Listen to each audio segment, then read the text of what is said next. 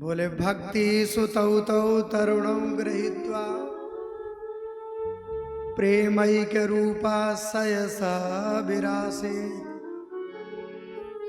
श्री कृष्ण गोविंद हरे मुरारे नाथेति नामानि मुहुर्वदन्ति।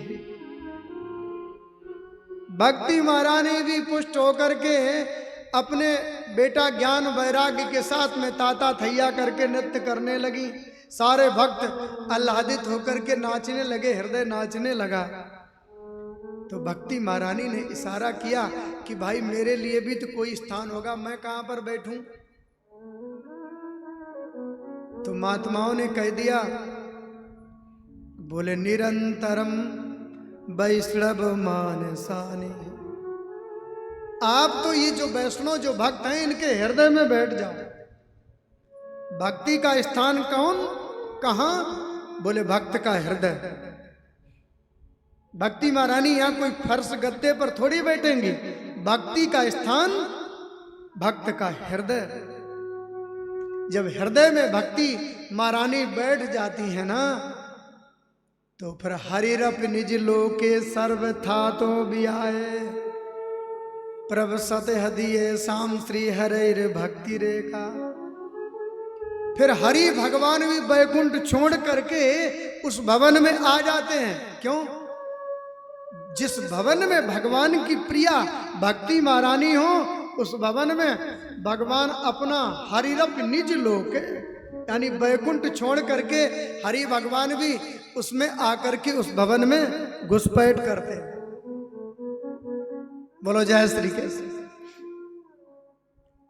भवन सुंदर हो, खाली हो, साफ सुथरा हो और उसमें भी भगवान की प्रिया भक्ति विराजित हो, तो हमारे कन्हैया बिना जाए नहीं रहते हैं। हाँ, हरि भगवान नारायण हरिरप निज लोके बैकुंठ छोड़ करके हरि भगवान नारायण भी उसमें आकर के घुसपैठ करते हैं, क्योंकि भगवान की प्रिया भक्ति महारानी उसमें विराजित है।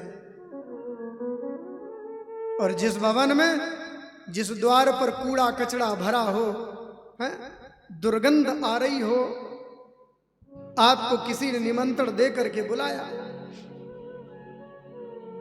और आप जैसे ही द्वार पर गए, बड़ी दुर्गंधी आ रही, कूड़ा पड़ा है, राम राम राम।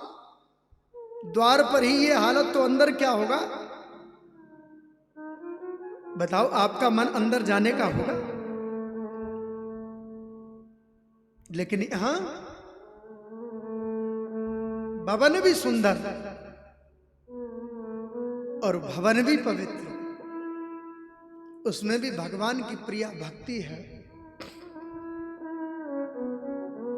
हरिरप निज लोक सर्वथा तो भी। भक्ति महारानी नृत्य करने लगी, भक्तों के हृदय नृत्य करने लगा।